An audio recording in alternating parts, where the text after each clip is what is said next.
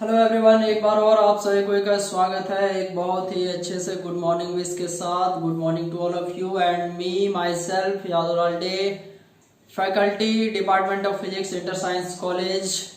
आज आपके साथ एक बहुत ज़्यादा इम्पोर्टेंट टॉपिक को डिस्कस करने जा रहे हैं, तो all students pay attention. Start करने से पहले कुछ ज़रूरी बातें आपको जानना ज़रूरी है। आज काफ़ी इम्पोर्टेंट लास्ट क्वेश्चन 5 मार्क्स का पढ़ने वाले हैं और कुछ और भी छोटे छोटे टॉपिक्स, इम्पोर्टेंट टॉपिक्स उसको डिस्कस करने वाले हैं ऑफिशियली। इसके बाद सिर्फ एक और क्लास बचेगा इलेक्ट्रोस्टैटिक्स का। तो बच्चों आज का वीडियो पूरा देखना है, स्किप नहीं करेंगे, because we will definitely discuss a lots of interesting and knowledgeable topic. तो that's why stay tune till last. And एक बात और कि यदि कोई टॉपिक आपको बहुत ज़्यादा इंपॉर्टेंट लगता है तो आप लिख भी सकते हैं। तो सबसे पहले आज का जो टॉपिक है वो क्या है, वो ध्यान से सुनेंगे आप सभी कोई, ठीक है। ये 5 मार्क्स में आता है, एग्जाम में 5 नंबर में आता है और बहुत बार एग्जाम में आया भी है। तो दैट्स वाई ध्यान से सुनिए। टॉपिक का नाम है expression for capacitance of parallel plate capacitor. Parallel plate capacitor का कैपेसिटेंस क्या होगा, एक बार और ध्यान से सुनिए जो बोल रहे हैं उसको। Parallel plate capacitor, parallel plate capacitor का कैपेसिटेंस का क्या फॉर्मूला होगा। ये पैरेलल प्लेट कैपेसिटर होता क्या है, ये पैरेलल प्लेट कैपेसिटर क्या होता है। एक ऐसा कैपेसिटर जिसमें दो कंडक्टर होंगे, जिसमें इक्वल और अपोजिट चार्जेस एक फाइनाइट डिस्टेंस से सेपरेटेड होंगे, that is called parallel plate capacitor. जैसे मान लो, ठीक है, ये इक्वल और अपोजिट चार्ज मैग्नीट्यूड को कंटेन किया हुआ है, ठीक है। और ये जो कैपेसिटर है इसको मान लो parallel plate capacitor. Parallel plate capacitor एक अरेंजमेंट है जिसमें आपको दो कंडक्टर रखे हुए रहते हैं, ठीक है। तो आज हम लोग इसी पे चर्चा करने वाले हैं। तो दो केस होगा बच्चों, 5 नंबर में दो केस आता है। यदि बीच में दोनों का खाली रहेगा तब कैपेसिटेंस का क्या फॉर्मूला होगा, और यदि उसके बीच में कोई डाइलेक्ट्रिक स्लैब को इंसर्ट कर दिया जाएगा तब क्या फॉर्मूला होगा। और ये जो सेकंड केस बताएं ये थोड़ा सा ज्यादा इंपॉर्टेंट है, तो वीडियो को पूरा देखना है, ध्यान से सुनेंगे। केस 1 पहले हम आपको बताते हैं पैरेलल प्लेट कैपेसिटर क्या होता है। तो पैरेलल प्लेट कैपेसिटर क्या होता है, एक ऐसा कैपेसिटर का अरेंजमेंट जिसमें कितने कंडक्टर होंगे, दो, और वो इक्वल और अपोजिट होंगे, ठीक है। तो ऐसे जो सर्कमस्टांसेस होते हैं, अरेंजमेंट होते हैं, that is called parallel plate capacitor. और पहला पैरेलल प्लेट कैपेसिटर में हम लोग जैसे कि देखो यहाँ पे मान लेते हैं कि ये एक कंडक्टर है, इसको यूनिफॉर्म बनाइएगा, और एक ये भी है, ठीक है। कुछ इस तरीके से यही आपको मान लो पैरेलल प्लेट कैपेसिटर, आपको बस समझने के लिए है, ठीक है। मान लेते हैं दोनों के बीच का डिस्टेंस कितना है, d। ये एक पैरेलल प्लेट कैपेसिटर है, ठीक है। तो प्लस q और माइनस q मान लेते हैं, ये फर्स्ट प्लेट है और ये आपको सेकंड प्लेट है, ठीक है, पैरेलल प्लेट कैपेसिटर। तो एक में चार्ज कितना है बच्चों, प्लस क्यू, और एक में है माइनस क्यू। और जैसा कि इसका कुछ एरिया होगा, तो एक का इस साइन का नाम जिसको पता है कमेंट बॉक्स में हमको कमेंट करके बताना कि इस साइन को हम लोग क्या कहते हैं, ठीक है। यदि आप बता पाएंगे, यदि आपको इसका मीनिंग पता है तो आप जरूर से जरूर बताइए कमेंट बॉक्स में। इसे कहा जाता है सिग्मा, जी हाँ, sigma, and that is surface charge density, ठीक है। तो एक प्लस सिग्मा माने और एक क्या माने, माइनस सिग्मा। एक प्लस क्यू माने और एक माइनस क्यू माने। तो बच्चों एकदम ध्यान से सुनिएगा, याद कीजिए हम लोग ने एक रिलेशन पढ़ा था, E बराबर माइनस dv बाई dr, ये पढ़े थे ना हम लोग, ये रिलेशन प्रूव किया था कुछ देर पहले ही। E बराबर माइनस dv बाई dr, देखो इसको कहते हैं बच्चों मॉड्यूलस या मैग्नीट्यूड, इसको कहते हैं मॉड्यूलस, ठीक है। तो इसके अंदर इसको रख देंगे। तो मॉड्यूलस का फायदा क्या होता है कि मॉड्यूलस के अंदर कोई भी क्वांटिटी रहे, चाहे वो पॉजिटिव हो या नेगेटिव हो, बाहर जो रिजल्टेंट आएगा दैट इज का पॉजिटिव। तो यहां से हम लोग लिख सकते हैं E बराबर dv बाई dr, यहां तक समझ में आएगा सबको, ठीक है। E बराबर माइनस dv बाई dr, ये प्रूफ किया है कुछ दिन पहले, ठीक है। मैग्नीट्यूड ले लें तो E बराबर dv बाई dr, इसको चाहे तो हम लोग लिख सकते हैं E बराबर v बाई r, बड़े टर्म पे लिख सकते हैं E बराबर v बाई r। अब r को फोर क्या होता है बच्चों, आर फोर होता है डिस्टेंस, आर फोर क्या होता है डिस्टेंस। तो यहाँ पर आर डिस्टेंस कितना हम लोग का है डी, तो हम लोग का फॉर्मूला आ जाएगा ई बराबर वी बाई डी। यहाँ तक सबको समझ में आ गया, ई बराबर वी बाई डी। ई का मतलब क्या होता है इलेक्ट्रिक फील्ड, और इलेक्ट्रिक फील्ड गॉस थ्योरम से इलेक्ट्रिक फील्ड पैरेलल प्लेट का हम लोगों ने निकाला है, तो वहां पर आपका आ जाता है सिग्मा बाय एप्सिलॉन नॉट, ये फॉर्मूला होता है इलेक्ट्रिक फील्ड का। ठीक है बच्चों, ये इलेक्ट्रिक फील्ड का फॉर्मूला होता है, इसको हम लोगों ने गॉस थ्योरम, ठीक है, वहां पर प्रूव कर दिया है, वीडियो बनाया हुआ है, आप चाहें तो जाके देख सकते हैं। तो E बराबर sigma by epsilon not is equal to V by D. यहां तक सबको समझ में आ गया, क्लियर है ना, ठीक है। और सिग्मा का फॉर्मूला होता है बच्चों, सरफेस चार्ज डेंसिटी है तो इसका फॉर्मूला होता है Q बाय A। ये क्लियर हो गया इसको, ठीक है। सिग्मा बराबर क्या हो जाता है Q बाय A। अब आपको इस वैल्यू को इधर पुट करना है, तो यहाँ पर आप लिख दीजिएगा Q by A epsilon not is equal to V by D। ये स्टेप सबको समझ में आया क्या, कि एकदम ध्यान से समझना। देखो E बराबर V बाई डी, तो बहुत आसान था, तो E का value sigma by epsilon not बराबर V बाई डी, और सिग्मा का वैल्यू होता है Q बाय A, तो हम लोग का फॉर्मूला आ गया Q by A epsilon not बराबर V बाय डी। हम लोग क्या करेंगे ना, Q इस V को इधर नीचे ले आइए, इसको ऊपर ले जाइए, A epsilon not by D। याद समझ में आ गया। एक फॉर्मूला होता है बच्चों Q बराबर CV होता है ना, ठीक है, तो Q बाई V बराबर क्या हो जाएगा C, समझ में आ गया ना, Q बराबर CV, तो Q बाई V बराबर C। तो यहाँ पर इसके जगह C बराबर A epsilon not by D। यही है आपका कैपेसिटेंस का फॉर्मूला। एकदम ध्यान से देखिए बच्चों, एक केस वन पार्ट वन इसका कंप्लीट हो गया, ठीक है। This is our capacitance, this is our capacitance, and this is C is equal to A epsilon naught upon D, ठीक है। C is equal to A epsilon naught upon D, and this is our particular relation or particular expression for the capacitance, ठीक है, of a parallel plate capacitor, ठीक है, without dielectric medium. तो थोड़ा ध्यान से समझेंगे, सुनेंगे इसको ध्यान से। देखो बच्चों एक बार और शुरू से बता देते हैं, ठीक है, ध्यान से देखते रहना, थोड़ा थोड़ा तुम भी बोलो, बिकॉज अब तो लास्ट हो गया है, एक दो दिन का क्लास बस बचा हुआ है, उसके बाद ये कंप्लीट हो जाएगा, ठीक है। तो इलेक्ट्रोस्टैटिक्स कंप्लीट हो रहा है, तो थोड़ा ध्यान से देखो। ये दो प्लेट है, एक का मान है प्लस क्यू और माइनस क्यू चार्ज, एक का मान है प्लस सिग्मा और माइनस सिग्मा। फॉर्मूला होता है E बराबर minus D V by D R, दोनों साइड मॉडुलस लिए, तो मॉडुलस लिए तो माइनस क्या बन जाएगा प्लस, तो E बराबर क्या हो जाएगा डीवी बाई डी आर। बड़े टर्म पे लिख सकते हैं E बराबर V बाय R।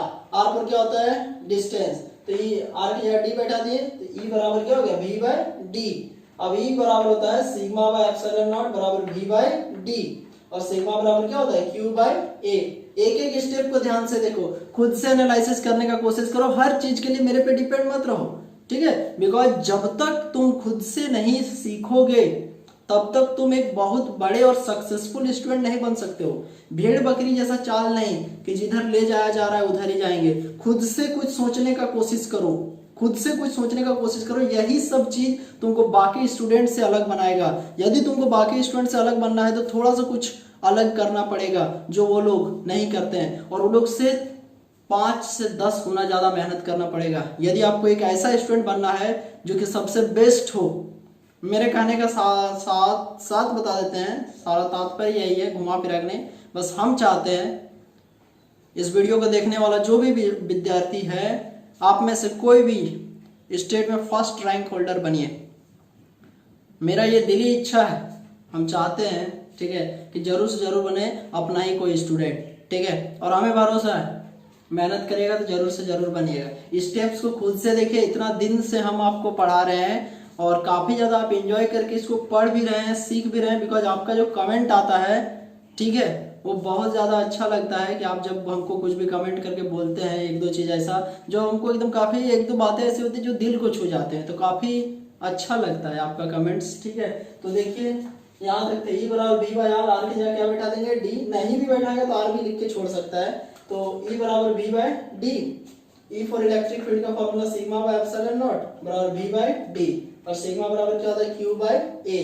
तो देखो ये जो सिग्मा बराबर क्यू बाई ए होगा इसको यहाँ बैठा देंगे, ठीक है। तो देखो Q by A epsilon not बराबर वी बाई डी, तो इसको नीचे ले आए, क्यू बाई वी बराबर A epsilon not by D, और क्यू बाई वी को क्या बोलते हैं सी, तो सी बराबर A epsilon not by D, ठीक है। ये था केस 1। अभी हम लोग तुरंत प्रूफ करेंगे केस 2। केस 2 में क्या करना है बच्चों, जैसे केस 1 में अंदर खाली था, केस 2 में अंदर में एक डाइलेक्ट्रिक स्लैब को इंटर करवाना है। ये डाइलेक्ट्रिक स्लैब क्या होता है, वीडियो के अंत तक बने रहिए, अभी इसको बताने वाले हैं। और शायद 2016, 17, 18 में जैक बोर्ड में डाइलेक्ट्रिक्स के बारे में पूछा भी है, तो यदि आप वीडियो को लास्ट तक देखेंगे तो फाइनल का क्वेश्चन आपको पता चलने वाला है, ठीक है। तो वीडियो के अंतिम में मैं आपको बताऊंगा कि डाइलेक्ट्रिक्स क्या होता है, एकदम इजी ट्रिक से, और ऐसे कुछ बताऊंगा कि आपको याद भी हो जाएगा साथ साथ, ठीक है। तो केस 1 हम लोग का था, ठीक है, विदाउट डाइलेक्ट्रिक मीडियम, और केस 2 विद डाइलेक्ट्रिक मीडियम, या जब हम लोग उसमें कोई डाइलेक्ट्रिक स्लैब को इंसर्ट करवाएंगे तो क्या होगा। तो ये देखिए केस 2 विद डाइलेक्ट्रिक मीडियम। तो इसको जानने से पहले सबसे पहले हम लोग को कंसीडर करना है पैरेलल प्लेट कैपेसिटर। तो चलिए एक पैरेलल प्लेट कैपेसिटर मान लेते हैं, देखिए ये है आपका एक पैरेलल प्लेट कैपेसिटर, ठीक है। ये रहा आपका पैरेलल प्लेट कैपेसिटर। अब इसके अंदर एक मान लीजिए डाइलेक्ट्रिक स्लैब को हमने इंसर्ट करवा दिया है, मान लीजिए, ठीक है। और इस पैरेलल प्लेट कैपेसिटर का जो दोनों प्लेट के बीच डिस्टेंस कितना है d, और इसका जो थिकनेस है वो कितना है t। तो बताइए ये जो एरिया बचेगा ये इसका लंबाई कितना होगा, ये टोटल है यहाँ से यहाँ d, और इसमें है ये t, तो ये जो बचेगा वो कितना हो जाएगा d माइनस टी। समझ में आया, टोटल कितना है d और उसमें ये है t, तो ये बचेगा तो कितना हो जाएगा d माइनस टी। और इंडक्शन के कारण इधर माइनस चार्ज इधर, ठीक है, और इधर आपके प्लस चार्ज, ठीक है। तो सबसे पहले का इलेक्ट्रिक फील्ड को हम लोग ई नॉट मान लेंगे, और बाद में जो इंड्यूस इलेक्ट्रिक फील्ड होगा वो हम लोग मान लेंगे ई पी। पहले का जो इलेक्ट्रिक फील्ड है उसको ई नॉट मानेंगे, और बाद का जो इलेक्ट्रिक फील्ड है उसको ई पी मानेंगे। तो रिजल्टेंट हो जाएगा ई बराबर ई नॉट माइनस ई पी, ठीक है। और यहाँ पर हम लोग को दो पोटेंशियल भी कंसीडर करना है। कब का पोटेंशियल, एक जब पहले था तब, और एक डाइलेक्ट्रिक स्लैब को इंसर्ट कराने के बाद जो इफेक्टिव पोटेंशियल होगा वो। तो टोटल कितने पोटेंशियल लगेंगे बच्चों, 2, ठीक है। तो पोटेंशियल यहाँ पर 2 लगेंगे। V बराबर क्या हो जाएगा, V1 और V2। V1 कब का है, पहले का, और V2 वाला बाद का है। समझ में आ रहा है ना, ठीक है। जैसे एक खाली था तब और एक बीच में अभी स्लैब इंसर्ट करा दिया ना, तो टोटल पोटेंशियल क्या हो जाएगा, V बराबर V1 प्लस V2। अब जैसा कि हम लोग जानते हैं इलेक्ट्रिक फील्ड का फॉर्मूला होता है E बराबर V बाय आर, ये तो सबको पता है, E बराबर V बाय आर। तो यहाँ से बताओ तो बच्चों V बराबर क्या हो जाएगा, E बराबर V बाय आर, पूरा ध्यान से, ठीक है। E बराबर V बाय आर, तो V बराबर क्या हो जाएगा, E इंटू आर। तो उसी तरीके से V बराबर V1 की जगह हो जाएगा क्या, E1 R1। समझ में आया, ठीक है। तो V2 की जगह कितना हो जाएगा, बोलो, V2 की जगह हो जाएगा E2 R2। ये समझ में आ गया ना, बहुत ही आसान सा कॉन्सेप्ट बच्चों, बस ध्यान लगा के देखना है, ठीक है, ज्यादा लोड नहीं लेना। और लास्ट की ओर आ चुके हैं, इसीलिए अब तो खत्म होने वाला है, ठीक है। तो E बराबर V बाय R, तो V बराबर E इंटू R, तो V बराबर हो जाएगा E1 R1 plus E2 R2। याद है, समझ में आ गया ना, ठीक है। तो एकदम ध्यान से समझना बच्चों, इधर V बराबर हो गया E इंटू आर, तो E1 R1 और E2 R2। यहाँ पर जो E1 और E2 है ये सब आपका इलेक्ट्रिक फील्ड है, ठीक है। अगला लाइन बहुत इंपॉर्टेंट होने वाला है, बिल्कुल ध्यान से समझिएगा और इसको देखिएगा। तो मान लेते हैं इलेक्ट्रिक फील्ड शुरुआत में कितना था, E नॉट। समझ में आ गया ना, इलेक्ट्रिक फील्ड कितना था, E नॉट। और शुरुआत में तो ये तो स्लैब में कितना यहाँ पे मतलब ये जगह ले लिया है T, तो बचा है वो जगह कितना है, D माइनस टी। ये समझ में आ गया ना, ठीक है। और स्लैब का जो इलेक्ट्रिक फील्ड है वो E नॉट नहीं होगा, E नॉट बट्टा K होगा। अब बहुत कोई पूछ सकता है कि सर यहाँ K कैसे आया। ये एक्चुअली K जो है, ठीक है, वो डाइलेक्ट्रिक कांस्टेंट है, बिकॉज यहाँ पर तो एयर है, एयर पर इसलिए कुछ नहीं लिखे, लेकिन यहाँ पर ये जो है वो एयर नहीं है, ठीक है, ये कोई मटेरियल है। तो उस मटेरियल का डाइलेक्ट्रिक कांस्टेंट कितना लिख दिए के, ठीक है, और इसका थिकनेस कितना है टी। बस यही लाइन समझना है, इसके बाद बहुत इजी है, आसानी से समझ जाओगे, ठीक है। जैसे V बराबर E1 R1 plus E2 R2 हुआ ना, तो E का मतलब क्या होता है, इलेक्ट्रिक फील्ड। तो इलेक्ट्रिक फील्ड मान लेते कितना था E नॉट, शुरुआत में E नॉट, तो यहाँ का जो थिकनेस है, ठीक है, एयर का मतलब एयर जितना बचा हुआ है उतना का, तो टोटल था D और इसमें T है, तो ये बचा हुआ कितना हो जाएगा D माइनस T, और ये इसका जो इलेक्ट्रिक फील्ड है वो कितना होता है E not by K। K क्यों आया, because K is the dielectric constant, K is the dielectric constant, ठीक है। ये कोई मटेरियल है, एयर नहीं है, एयर रहता तो नीचे वैल्यू कितना हो जाता 1, ये एयर नहीं है, इसलिए यहाँ पर क्या हो गया K, और T पर क्या हो गया थिकनेस। ये समझ में आ गया ना। अब एकदम गौर से देखिए, ये दोनों में से कॉमन क्या है, ये दोनों में से कॉमन क्या है, ये दोनों में से आप यहां से लिख सकते हैं B बराबर कॉमन क्या है E नॉट, और यदि E नॉट बाहर निकाल लीजिएगा तो बचेगा क्या D minus T plus D minus T यहाँ से, और यहाँ से E नॉट बाहर आ जाएगा तो T बाय के, T बाय के। ये समझ में आ गया सबको। देखो ये दोनों में से कॉमन क्या है E नॉट बाहर तो क्या बचा D माइनस टी, और यहाँ से आप E नॉट बाहर निकाल लीजिएगा तो क्या हो जाएगा T बाय के। तो यहाँ से आपका हो गया V बराबर E नॉट, ठीक है, E नॉट D minus T plus T by K. तो V बराबर E का formula sigma by epsilon not, ठीक है, और अंदर ऐसे ही रख दीजिए D minus T plus T by K, ठीक ना। अब देखो V बराबर सिग्मा का फॉर्मूला क्या होता है Q बाय A होता है ना, डायरेक्ट बैठाते जा रहे हैं, अब तो उतना तेज हो गया होगा कि इतना बहुत समझ में आ जाता होगा। तो सिग्मा बाय एप्सिलॉन नॉट, ठीक है, तो Q by A epsilon not, और यहां से आपको हो जाएगा D minus T plus T by K. अब देखो बच्चों, ठीक है, ये ऊपर जाएगा A एप्सिलॉन नॉट ऊपर और ये पूरा टर्म नीचे, तो हो जाएगा D minus T plus T by K, और इधर Q और ये इधर मल्टीप्लाई में इधर हो जाएगा डिवाइड में, समझ में आया ना। और Q बाय V को ही क्या बोलते हैं C का मतलब क्या होता है कैपेसिटेंस, ठीक है। तो आपका फॉर्मूला आ जाएगा C बराबर A epsilon not by D minus T plus T by K. This is our required expression. एक बार और समझा देते हैं तुरंत से बच्चों, एकदम ध्यान से सुनिएगा, ठीक है। डाइलेक्ट्रिक स्लैब को इंसर्ट किया है, टोटल डिस्टेंस कितना माने बच्चों D, और बीच का थिकनेस कितना है T, तो जो बचेगा वो कितना हो जाएगा D माइनस टी। तो यहाँ पर दो पोटेंशियल, एक पहले वाला और एक बाद वाला, तो V बराबर कितना हो जाएगा V1 प्लस V2, तो V बराबर V1 plus V2। Electric field का फॉर्मूला होता है E बराबर V बाय R, या D भी लिख सकते हो, ठीक है।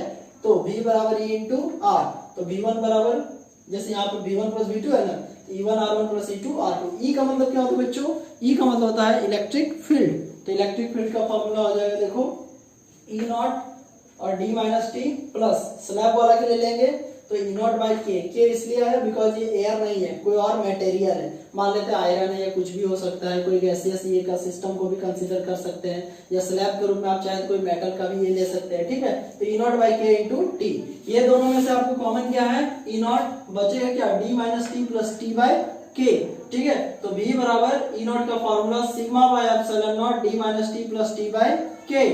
तो V बराबर सिग्मा का फॉर्मूला होता है Q बाय A, सिग्मा का फॉर्मूला होता है Q बाय A, तो V बराबर Q by A epsilon not D minus T plus T by K. तो हम लोग इसके बाद क्या किए ना, इसके बाद हम लोग इसको ऊपर ले गए, इसको नीचे ले आए, तो epsilon not by D minus T plus T by K बराबर Q बाय V, और Q बाय V को क्या बोलते हैं C। तो C बराबर A epsilon not by D minus T plus T by K. This is our required expression for कितना number बच्चों 5 मार्क्स, ठीक है। तो इसके बाद कुछ नॉलेजेबल चीज का हम आपके साथ अभी चर्चा करने वाले हैं, कुछ पॉइंट्स आपको अभी हम बता देंगे, ठीक है। एकदम ध्यान से उन पॉइंट्स को आप देख लीजिएगा, तो काफी कुछ आपको अभी सीखने को मिलेगा। ये लास्ट क्वेश्चन था जो 5 मार्क्स में आ सकता था, ठीक है। इसके बाद कुछ अंतिम पॉइंट्स हैं इस यूनिट में बचे हुए जो नॉलेज की दृष्टि से काफी ज्यादा आपके लिए इम्पोर्टेंट है, तो उसी पॉइंट्स को हम एक बार अभी आपको लिख देंगे, ठीक है। और सारा का सारा हम लोग अभी एक बार में डील कर लेंगे, आपको बस ध्यान से सुनना है, ठीक है।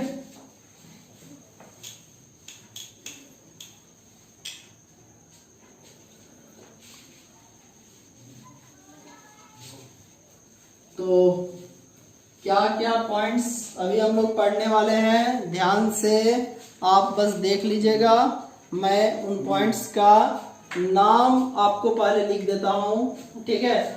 और तो बच्चों, ये जो बोर्ड पे कुछ टॉपिक्स लिखा हुआ है, इतने टॉपिक्स को यदि आप पढ़ लेते हैं तो ऑफिशियली हम लोग एक तरीके से देख सकते हैं कि ये यूनिट आपका ऑलमोस्टली हो जाएगा। और उसके बाद एक क्लास और बचा हुआ है जिसमें हम लोग पढ़ेंगे वेन डे ग्राफ जनरेटर के बारे में। नाम थोड़ा सुन के अजीब लगा होगा, वेन डे ग्राफ जनरेटर के बारे में हम लोग पढ़ेंगे, एक क्लास और है। वैसे जैक बोर्ड के एग्जाम में तो वैसे ज़्यादा अपियर नहीं होता ये question, but for the sake of knowledge ये जरूरी है, वो बस एक क्लास बचा हुआ है। तो अंतिम कुछ टॉपिक्स है बच्चों, बिल्कुल ध्यान से सुनेंगे इसके बारे में। बस थियोरेटिकल टॉपिक्स है, जैसे पोलराइजिबिलिटी, एकदम ध्यान से सुनिएगा। पोलराइजिबिलिटी क्या होता है? पोलराइजिबिलिटी एक्चुअली दो चीज से मिलके बना हुआ है। पोलराइजिबिलिटी लास्ट में आपको सुनाई दे रहा होगा एबिलिटी, और इधर पोलराइजेशन। तो पोलराइजिबिलिटी का मतलब होता है ability to form instantaneous dipoles. Ability क्षमता, ताकत, ठीक है, किसी डाइलेक्ट्रिक के द्वारा, ठीक है, कोई डाइलेक्ट्रिक कितना ज्यादा ताकत रखता है इंस्टेंटेनियस मतलब क्षणिक रूप से तुरंत डाइपोल को फॉर्म करने का, उसे ही कहा जाता है पोलराइजिबिलिटी। पोलराइजिबिलिटी क्या होता है ना, एक एबिलिटी है कि कोई भी डाइलेक्ट्रिक कितना जल्दी इंस्टेंटेनियस रूप से डाइपोल्स को फॉर्म कर सकता है, ताकत कितना जल्दी फॉर्म कर सकता है, that is called polarisability.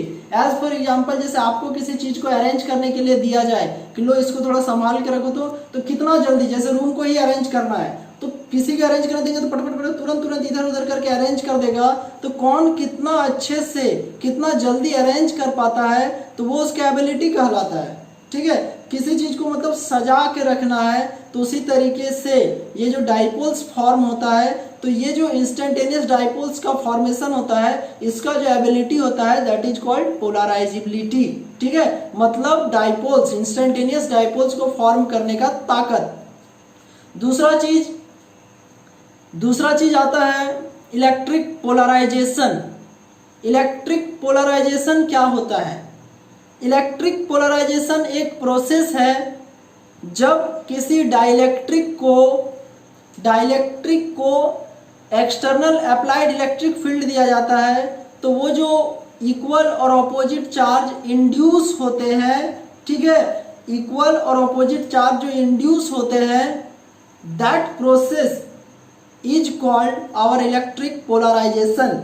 Electric polarization एक फेनोमिना है, एक प्रोसेस है, एक ऐसा प्रोसेस जिसमें क्या होता है ना, किसी डाइलेक्ट्रिक को बाहर से इलेक्ट्रिक फील्ड जब दिया जाता है तब, ठीक है, उसमें जो इक्वल और ऑपोजिट चार्ज इंड्यूस होता है, this phenomena of inducing equal and opposite charge is called electric polarization. इसके बाद एक टॉपिक है पोलराइजेशन वेक्टर। तो पोलराइजेशन वेक्टर को दो तरीके से मैं आपको समझाऊंगा। वैसे पोलराइजेशन वेक्टर क्या है, ये एक वेक्टर फील्ड है, ठीक है। पोलराइजेशन वेक्टर एक वेक्टर फील्ड है जो कि एक्सप्रेस करता है या कहिए कि डिटरमिन करता है density of permanent and induced electric dipole in dielectric material. मतलब एक तरीके से कि ये क्या है, पोलराइजेशन वेक्टर एक वेक्टर फील्ड है जो कि डिटरमिन करता है, ठीक है, या एक्सप्रेस करता है परमानेंट, ठीक है, या कहिए, ठीक है, कि इंड्यूस्ड इलेक्ट्रिक डाइपोल इन डाइलेक्ट्रिक मटेरियल, ठीक है। और इसका दूसरा डेफिनेशन आप इस तरीके से कह सकते हैं, व्हाट इज पोलराइजेशन वेक्टर? तो electric dipole moment per unit volume of A dielectric. क्या बोले? Electric dipole moment per unit volume. मतलब पोलराइजेशन वेक्टर क्या होता है? पोलराइजेशन वेक्टर होता है electric dipole moment per unit volume. ठीक है। इसके बाद एक टॉपिक पढ़ेंगे इलेक्ट्रिक ससेप्टिबिलिटी। तो इलेक्ट्रिक ससेप्टिबिलिटी क्या होता है, इसका मतलब होता है इलेक्ट्रिक ससेप्टिबिलिटी कि किसी डाइलेक्ट्रिक को जब हम लोग इलेक्ट्रिक फील्ड देते हैं तो कितना अच्छे से वो अपने मतलब क्या होता है ना, चार्ज जो पोलराइज होते हैं मतलब प्लस और माइनस जो सेपरेट होते हैं ना, तो इलेक्ट्रिक ससेप्टिबिलिटी एक प्रॉपर्टी है कि कितना अच्छे से कितना आसानी से चार्ज इंड्यूस होता है, प्लस चार्ज और माइनस चार्ज वो जो सेपरेट हो जाता है फिर अरेंजमेंट से जो व्यवस्थित हो जाता है तो कितना अच्छे से होता है, that is called electric susceptibility. जैसे हम आपको अभी समझा रहे हैं तो कौन बच्चा कितना अच्छा तरीके से समझ रहा है, that is called our electric susceptibility. किसी का ससेप्टिबिलिटी ज्यादा हो सकता है, किसी का ससेप्टिबिलिटी लो हो सकता है, ठीक है, तो वो मटेरियल पे डिपेंड करता है। और एक तरीके से कह सकते हैं कि ससेप्टिबिलिटी जो होता है उसको हम लोग जैसे एक और तरीके से कर सकते हैं कि P is directly proportional to epsilon E। इसका मतलब क्या हुआ, यहाँ पर हमने एक एक्सप्रेशन लिख दिया कि polarization vector is directly proportional to the reduced electric field. Polarization vector is directly proportional to the reduced electric field and जब प्रोपोर्शनलिटी का साइन हटता है तो यहां से एक साइन हो जाएगा, ठीक है, इसी को कहा जाता है इसको इलेक्ट्रिकल ससेप्टिबिलिटी। बच्चों एक चीज ध्यान दीजिएगा, ये इस साइन का स्पेलिंग होता है CHI और इसको पढ़ाया जाता है काई। पढ़ने का सही तरीका है काई, CHI काई। और इलेक्ट्रिकल ससेप्टिबिलिटी काई E, ठीक है। मतलब पोलराइजेशन वेक्टर ऐसा होता है कि polarization vector is directly proportional to the reduced electric field और प्रोपोर्शनलिटी साइन हटाएंगे तो काई E, इसको कहा जाता है ससेप्टिबिलिटी, ठीक है। और इसके बाद ठीक है एक पढ़ेंगे relation between electrical susceptibility and dielectric constant. तो जैसा कि हम लोग जानते हैं रिड्यूस्ड इलेक्ट्रिक फील्ड का फॉर्मूला होता है ये हम लोगों ने यहाँ पे जो पढ़ा था डाइलेक्ट्रिक स्लैब्स के बारे जो आज हमने उधर पढ़े थे, पैरेलल प्लेट कैपेसिटर में डाइलेक्ट्रिक स्लैब को इंसर्ट कराने के बाद रिड्यूस्ड इलेक्ट्रिक फील्ड का फॉर्मूला E बराबर E0 माइनस EP। तो आप लोग बताइएगा जरा सा, यहाँ से जैसे हमने लिख दिया E बराबर E0 माइनस EP, तो आप यहां से E0 इज इक्वल टू क्या हो जाएगा, जरा सोच के बताइएगा, ठीक है। जैसे हमने लिखा E बराबर E0 माइनस EP, तो हम आपसे एक सवाल पूछ रहे हैं कि यहाँ से E0 बराबर क्या हो जाएगा, तो E0 बराबर हो जाएगा E प्लस EP। इतना समझ में आ गया ना, ठीक है।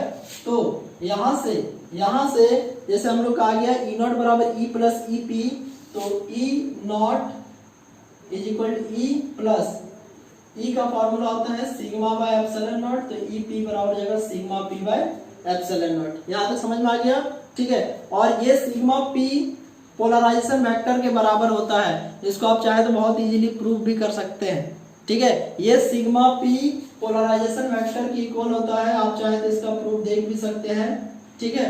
EP is equal to polarization vector और इसका फॉर्मूला हो जाता है काई E एप्सिलॉन E, ठीक है। आप इसको यहाँ पर नहीं देते हैं आगे, ऐसा ही है, वैसे तो होना चाहिए, ठीक है। तो यहाँ से देख लो हम लोग लिख सकते हैं E प्लस इसके जगह पे लिख देंगे काई E epsilon into E by epsilon. अब बताइए ऊपर नीचे देख के बताइए कुछ कटेगा, तो यहाँ से हम लोग का कट रहा है ये, तो बचेगा E0 is equal to E plus chi E into E। ये समझ में आ गया सबको, ठीक है। क्या किया है, ये दोनों कट गया, इतना बच गया, ठीक है। अब यहाँ से हम लोग का ये दोनों में से कॉमन क्या है, E1 प्लस काई E, समझ में आ गया, ठीक है।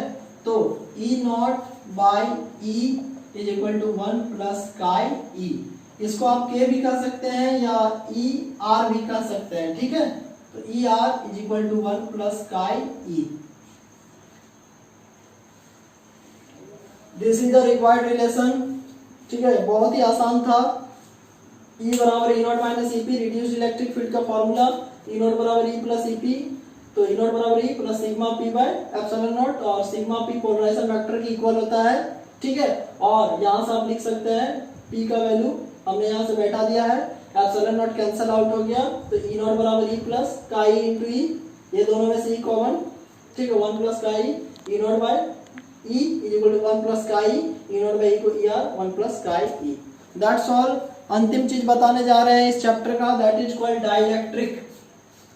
डाइलेक्ट्रिक ये बता देते हैं, उसके बाद बस एक क्लास और बचेगा।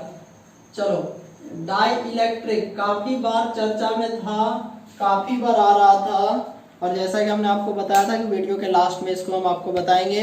व्हाट आर डाइलेक्ट्रिक्स, ये क्या होता है। ठीक है, ध्यान से सुनिएगा, एक बार में समझ जाइएगा, हमको भरोसा है आप पे। कि पहले अंग्रेजी में डेफिनेशन बताते हैं, सुनिएगा।